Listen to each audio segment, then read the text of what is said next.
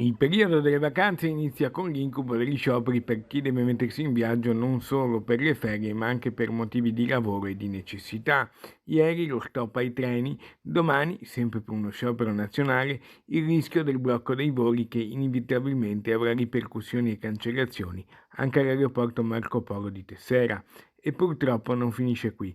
A Venezia è in arrivo dalla mezzanotte di giovedì 20 fino alla stessa ora di venerdì 21 uno sciopero indetto da una sola sigla sindacale CUB, che però rischia di portare pesanti conseguenze alla mobilità cittadina.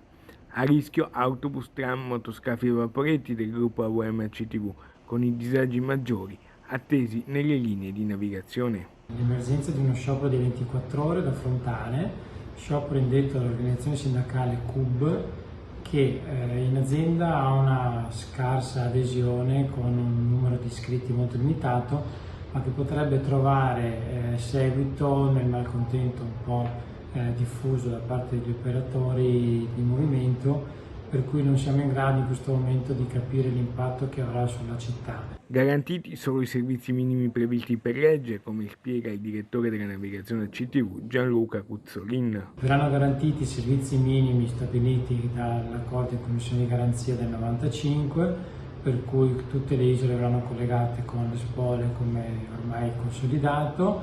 Verrà garantito anche il collegamento con nave traghetto da Lido a Tronchetto con 3 coppie di corse la mattina e 3 coppie di corse il pomeriggio.